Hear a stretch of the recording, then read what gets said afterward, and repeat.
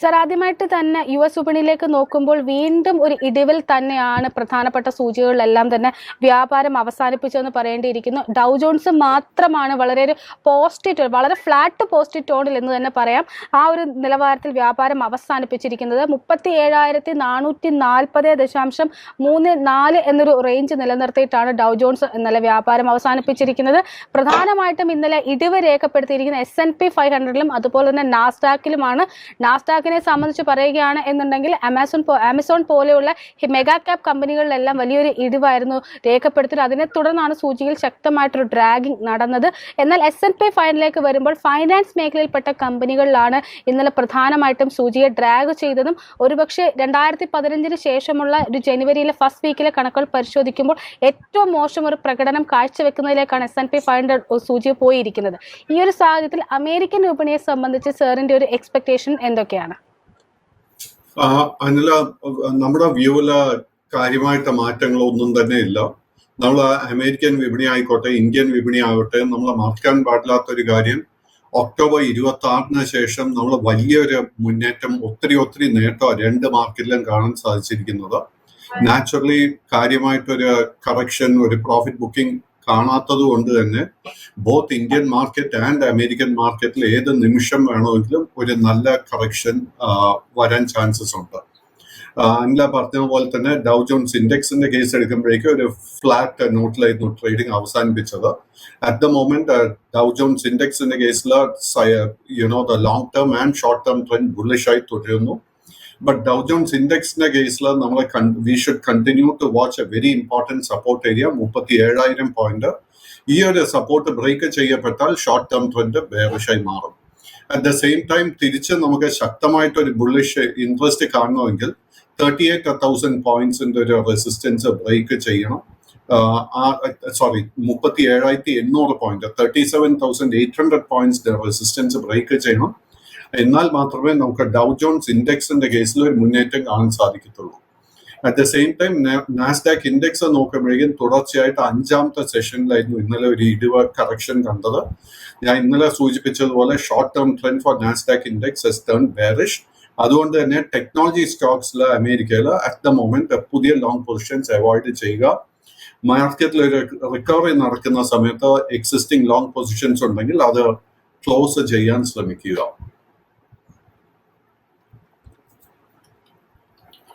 Sir, commodity മാർക്കറ്റിലേക്ക് വരികയാണ് എന്നുണ്ടെങ്കിൽ ഇന്നിപ്പോൾ ക്രൂഡിൽ ദിവസങ്ങൾക്ക് ശേഷം വീണ്ടും ഒരു വീക്കിലി ഗെയിൻസിലേക്ക് പോകുന്നു എന്നാണ് കണക്കുകൾ സൂചിപ്പിക്കുന്നത്. WTI ക്രൂഡിലേക്ക് വരുമ്പോൾ 0.79% നേട്ടത്തോടു കൂടി ബാരലിന് 72.76 എന്നൊരു റേഞ്ചും, ബ്രണ്ടിലേക്ക് വരുമ്പോൾ 0.57% നേട്ടത്തിൽ 78.03 എന്നൊരു നിലവാരത്തിലുമാണ് ഇപ്പോൾ വ്യാപാരം മുന്നോട്ട് കൊണ്ടുപോയിക്കൊണ്ടിരിക്കുന്നത്. ക്രൂഡിനെ സംബന്ധിച്ച് പറയുകയാണെങ്കിൽ അമേരിക്കയിലെ ഇൻവെന്ററിയിൽ വലിയൊരു മുന്നേറ്റം അല്ലെങ്കിൽ വലിയൊരു വർധനം ഉണ്ടായിട്ട് പോലും സപ്ലൈ സൈഡിൽ ഉണ്ടാകുന്ന ഷോക്കുകൾ ഈ ഒരു സൂചിക്ക് അല്ലെങ്കിൽ ക്രൂഡിന് ഒരു നിർണായകമാകുന്നു എന്ന് തന്നെയാണ് മനസ്സിലാക്കേണ്ടത്. ക്രൂഡിനെ സംബന്ധിച്ച് സാറിന്റെ ഒരു വിലയിരുത്തൽ എന്താണ്? സോ ക്രൂഡിന്റെ നിലവിലുള്ള ട്രെൻഡ് വന്നിട്ട് it is a sideways and ക്രൂഡിൽ ഒരു നല്ല ബുള്ളിഷ് സെറ്റപ്പ് ഫോം ചെയ്തു വരുന്നുണ്ട്. ക്രൂഡിന് നമ്മൾ ശ്രദ്ധിച്ചിരിക്കേണ്ടത് $74-75 ലെവലാണ്. സോ ഇന്നലെയും ക്രൂഡ് ഓപ്പണിംഗ് നിമിഷങ്ങളിൽ ഒരു പോസിറ്റീവ് നോട്ടിൽ ഓപ്പൺ ചെയ്തെങ്കിൽ പിന്നീട് അതിന് നമുക്കൊരു ഫോളോ ത്രൂ ബൈങ് കാണാൻ സാധിച്ചില്ല. ബട്ട് ഇന്ന് നമ്മൾ ശ്രദ്ധിച്ചിരിക്കേണ്ട ഒരു ഇമ്പോർട്ടൻറ്റ് റെസിസ്റ്റൻസ് ലൈറ്റ് സ്വീറ്റ് ക്രൂഡിന്റെ കേസിൽ $75. $75 ഒരു റെസിസ്റ്റൻസ് ബ്രേക്ക് ചെയ്യാൻ സാധിച്ചു കഴിഞ്ഞാൽ നിയർലി $5 to $6 നേട്ടം നമുക്ക് ക്രൂഡിന്റെ കേസിൽ എക്സ്പെക്ട് ചെയ്യാം. അറ്റ് ദ സെയിം ടൈം നമ്മൾ സപ്പോർട്ടായിട്ട് ശ്രദ്ധിച്ചിരിക്കേണ്ട ലെവൽ $69.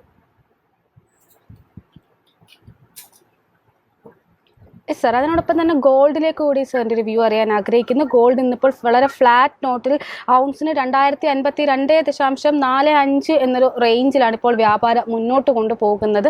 ഗോൾഡിനെ പറ്റി സാറിൻ്റെ ഒരു വിലയിരുത്തൽ എന്താണ്? സോ സ്വർണത്തിന്റെ long and short term trend continues to be bullish. So സ്വർണത്തിന്റെ കേസിൽ അടുത്ത മേജർ റെസിസ്റ്റൻസ് $2,100 ലെവലിലും മേജർ സപ്പോർട്ട് നമുക്ക് കാണാൻ സാധിക്കുന്നത് $2,018. So between 2018 and 2100 അതൊരു സൈഡ് വേസ് ട്രേഡിംഗ് റേഞ്ച് ആയിരിക്കും. സോ ഈ രണ്ട് ലെവലാണ് നമ്മൾ ശ്രദ്ധിച്ചിരിക്കേണ്ടത്. Yes sir. ആഭ്യന്തര വിപണിയിലേക്ക് വരികയാണ് എന്നുണ്ടെങ്കിൽ ഇന്നലെ വളരെ അല്പം ഒരു ചാഞ്ചാട്ടത്തിന് ശേഷം നല്ലൊരു മുന്നേറ്റമാണ് ആഭ്യന്തര വിപണിയിൽ പ്രത്യേകിച്ച് നിഫ്റ്റി കാഴ്ചവെച്ചിട്ടുണ്ടായിരുന്നത്. നിഫ്റ്റിയെ സംബന്ധിച്ച് ഇന്നലെ വ്യാപാരം അവസാനിപ്പിച്ചിരിക്കുന്നത് 21,658.6 എന്ന നിലവാരത്തിൽ 0.66% നേട്ടത്തോടു കൂടിയാണ്.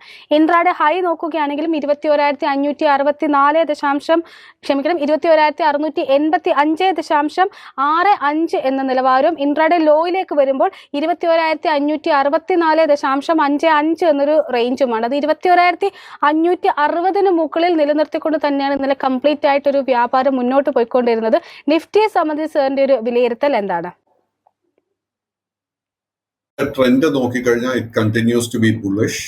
സോ നിഫ്റ്റി 50യുടെ കേസിൽ only problem which I see is ഞാൻ നേരത്തെ സൂചിപ്പിച്ചതുപോലെ ഒക്ടോബറിന് ശേഷം നമ്മൾ നിഫ്റ്റി 50 കാര്യമായിട്ട് ഒരു പ്രോഫിറ്റ് ടേക്കിംഗ് കറക്ഷൻ കണ്ടിട്ടില്ല. നിഫ്റ്റി 50യുടെ മുന്നിൽ രണ്ട് മേജർ റെസിസ്റ്റൻസാണ് കാണുന്നത്. ആദ്യത്തെ 21,850 21,850 ആ ഒരു ലെവല് ബ്രേക്ക് ചെയ്യാൻ സാധിച്ചു കഴിഞ്ഞാൽ അടുത്തൊരു മേജർ റെസിസ്റ്റൻസ് 22,000 പോയിന്റ് ലെവലിലായിരിക്കും. ആൻഡ് ഇന്നലെ നമ്മൾ നിഫ്റ്റി 50 ഒരു നല്ല റിക്കവറി കാണാൻ ഇടേണ്ടായി. അതിന്റെ പ്രധാന കാരണം വാസ് മെയിൻലി ബിക്കോസ് റിയാലിറ്റി സ്റ്റോക്സിൽ വലിയ ഒരു മുന്നേറ്റമായിരുന്നു നമുക്ക് കാണാൻ സാധിച്ചത്. ഇൻഫാക്ട് റിയാലിറ്റി ഇൻഡെക്സ് നമ്മൾ നോക്കിക്കഴിഞ്ഞാൽ റിയാലിറ്റി ഇൻഡെക്സിൽ ഓൾമോസ്റ്റ് ഒരു 6.5% നേട്ടമായിരുന്നു കണ്ടത്. അടുത്ത കാലത്തൊന്നും നമ്മൾ ഇത്രയും വലിയൊരു നേട്ടം ഒരു ഇൻഡെക്സിലും കാണാൻ സാധിച്ചിട്ടില്ല. Yes sir. അതിനോടൊപ്പം തന്നെ ഇന്നലെ നിഫ്റ്റി റിയാലിറ്റിയോടൊപ്പം തന്നെ നിഫ്റ്റിക്ക് സപ്പോർട്ട് നൽകിയ മറ്റൊരു സെഗ്മെന്റ് എന്ന് പറയുന്നത് നിഫ്റ്റി ഫൈനാൻസ് മേഖലയും കൂടി ബാങ്കിങ് ഉൾപ്പെടെയുള്ള മേഖലകൾ കൂടിയാണ്. ആ ഒരു മേഖലയിലേക്ക് നിഫ്റ്റി ബാങ്ക് 1.03% നേട്ടം രേഖപ്പെടുത്തി 48,195 എന്നൊരു റേഞ്ചിലായിരുന്നു വ്യാപാരം അവസാനിപ്പിച്ചിരിക്കുന്നത്. വീണ്ടും 48,000 എന്നൊരു റേഞ്ചിലേക്ക് എത്താനായിട്ട് നിഫ്റ്റി ബാങ്കിന് സാധിച്ചിട്ടുണ്ട്. നിഫ്റ്റി ബാങ്കിൽ ഇന്നൊരു നിക്ഷേപകൻ സ്വീകരിക്കേണ്ട നിലപാടുകൾ എന്തൊക്കെയാണ്? നിഫ്റ്റി ബാങ്കിന്റെ കേസിൽ ഏറ്റവും മുഖ്യമായിട്ട് നമ്മൾ ശ്രദ്ധിക്കേണ്ടത് is the support area. And ആ ഒരു സപ്പോർട്ട് ഇപ്പൊ നിലവിൽ കാണാൻ സാധിക്കും 47,400 പോയിന്റില് 47,400. ഈ ഒരു സപ്പോർട്ട് ബ്രേക്ക് ചെയ്യപ്പെട്ടാൽ നിഫ്റ്റി ബാങ്ക് ഇൻഡെക്സിന്റെ ഷോർട്ട് ടേം ട്രെൻഡ് ബെയറിഷായി മാറും. അങ്ങനെ സംഭവിക്കുന്നുണ്ടെങ്കിൽ നമ്മൾ ലോങ് പൊസിഷൻസ് ക്ലോസ് ചെയ്യാൻ ശ്രമിക്കുക. At the same time existing long position ഉണ്ടെങ്കിൽ അത് മെയിൻറ്റെയിൻ ചെയ്യാം. നമ്മൾ ഇനി ശ്രദ്ധിച്ചിരിക്കേണ്ട മേജർ റെസിസ്റ്റൻസ് 48,650. 48,650 റെസിസ്റ്റൻസ് ബ്രേക്ക് ചെയ്യാൻ സാധിച്ചു കഴിഞ്ഞാൽ നെക്സ്റ്റ് മേജർ ടാർഗറ്റ് 49,000 പോയിന്റ് ആയിരിക്കും. സർ, അതിനോടൊപ്പം തന്നെ സ്റ്റോക്ക് സ്പെസിഫിക് ആയിട്ട് ചോദിക്കുകയാണ് എന്നുണ്ടെങ്കിൽ ഇന്നലെ L&T ഫൈനാൻസ് ഹോൾഡിംഗ്സിൽ നല്ലൊരു മുന്നേറ്റം കാഴ്ചവെച്ചിട്ടുണ്ടായിരുന്നു. പ്രത്യേകിച്ച് 3.13% നേട്ടത്തിൽ 171.35 എന്നൊരു റേഞ്ചായിരുന്നു രേഖപ്പെടുത്തിയിട്ടുണ്ടായിരുന്നത്. അതിനോടൊപ്പം തന്നെ നോക്കുക L&T സംബന്ധിച്ച് പറയുകയാണെങ്കിൽ ഇന്നലെ Q3 മുൻപായിട്ട് Q3 പാദഫലങ്ങൾക്ക് മുൻപായിട്ട് അവരുടെ ഒരു ബിസിനസ് അപ്ഡേറ്റ് കമ്പനി പുറത്തുവിട്ടിട്ടുണ്ടായിരുന്നു. ഈ ഒരു പാത മികച്ചതായിരിക്കും എന്നൊരു സൂചന തന്നെയാണ് ഇപ്പോൾ ആ ഒരു ബിസിനസ് അപ്ഡേറ്റിൽ നമുക്ക് ലഭിക്കുന്നത്. ഏകദേശം അവരുടെ ഒരു റീറ്റെയിൽ ഇൻവെസ്റ്റ്മെന്റ് നോക്കുകയാണെങ്കിൽ 25% വാർഷിക വളർച്ച ഈ ഒരു പാദത്തിൽ രേഖപ്പെടുത്താൻ സാധിക്കും എന്നാണ് ഇപ്പോൾ അപ്ഡേറ്റിൽ നിന്ന് മനസ്സിലാക്കാൻ സാധിക്കുന്നത്. അതിനോടൊപ്പം തന്നെ അവരുടെ ഒരു റീറ്റെയിൽ ലോൺ ബുക്കിലേക്ക് നോക്കുകയാണെങ്കിലും ഏകദേശം 31% വർധനയാണ് അവർക്ക് കഴിഞ്ഞ വർഷത്തെ അപേക്ഷിച്ചിട്ട് ഈ ഒരു പാദത്തിൽ ഉണ്ടാക്കാൻ സാധ്യത എന്ന് തന്നെയാണ് ഈ ഒരു അപ്ഡേറ്റിൽ മനസ്സിലാക്കാൻ സാധിക്കുന്നത്. 74,750 കോടി രൂപയാണ് റീറ്റെയിൽ ലോൺ ബുക്കിന്റെ വാല്യൂ ആയിട്ട് രേഖപ്പെടുത്തിയിരിക്കുന്നത്. L&T ഫൈനാൻസുമായി ബന്ധപ്പെട്ട് സാറിന്റെ ഒരു വിലയിരുത്തൽ എന്താണ്? സോ അനില ഇപ്പോ ഈ ക്വാർട്ടർലി റിസൾട്ട് മികച്ചതായിരിക്കുമെന്ന് സൂചിപ്പിച്ചു. സോ ഇതില് പ്രേക്ഷകർ ശ്രദ്ധിച്ചിരിക്കേണ്ടത് എന്താന്ന് വെച്ച് കഴിഞ്ഞാൽ നമ്മുടെ ഓൾറെഡി സെക്കൻഡ് ക്വാർട്ടർ മിക്കവാറും എല്ലാ കമ്പനികളുടെയും വളരെ മികച്ചതായിരുന്നു. ആൻഡ് തേർഡ് ക്വാർട്ടർലി ഫലങ്ങൾ വരുമ്പോഴേക്കും അതിനേക്കാൾ മികച്ചതായിരിക്കുമെന്ന് തന്നെ നമ്മുടെ എല്ലാവരുടെയും ഒരു വിശ്വാസം. അതിന് പല കാരണങ്ങളുണ്ട്. ബിക്കോസ് ഓൾറെഡി നമ്മളിപ്പോൾ ഓട്ടോ സെയിൽസ് നോക്കിക്കഴിഞ്ഞാൽ എക്സലന്റ് ഓട്ടോ സെയിൽസ് ആയിരുന്നു. ആൻഡ് നമ്മൾ ഓർക്കേണ്ടത് കഴിഞ്ഞ ഫെസ്റ്റീവ് സീസൺ നടക്കുന്ന സമയത്ത് almost every single day 92,000 vehicles ആയിരുന്നു ഓരോ ദിവസവും വിൽക്കപ്പെട്ടത്. So auto sector will do extremely well. Auto sector മികച്ച നേട്ടം പെർഫോമൻസ് നൽകുന്നതിനെ തുടർന്ന് naturally banking sector will do extremely well.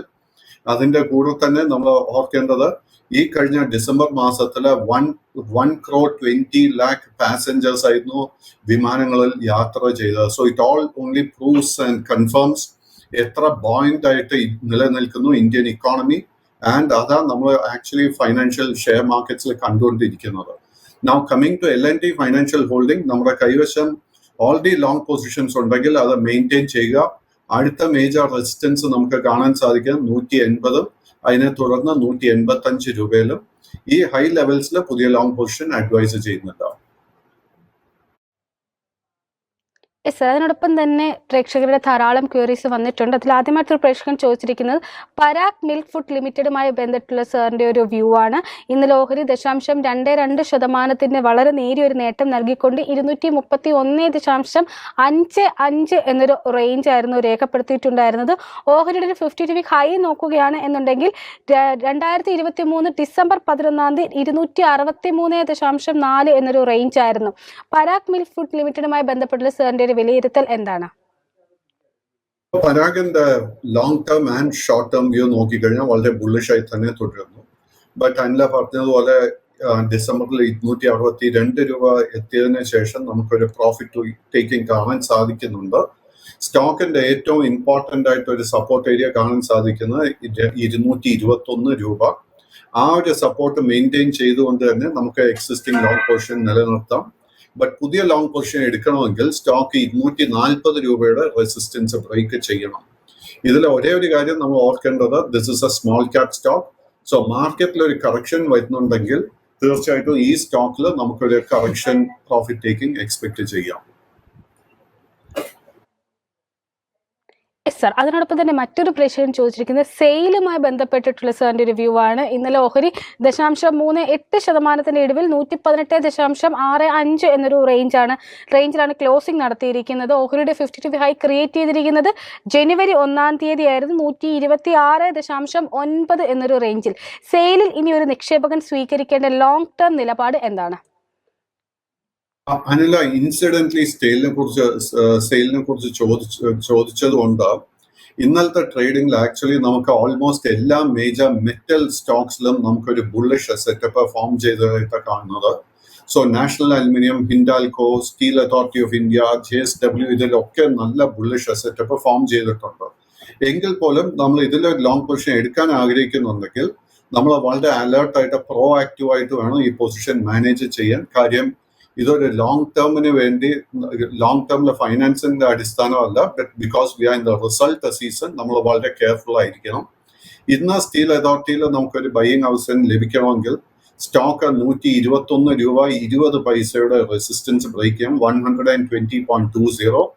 ആ ഒരു റെസിസ്റ്റൻസ് ബ്രേക്ക് ചെയ്ത് കഴിഞ്ഞാൽ ഈ സ്റ്റോക്കിലെ അടുത്ത മേജർ റെസിസ്റ്റൻസ് നമുക്ക് കാണാൻ സാധിക്കും 127 രൂപ 30 പൈസ.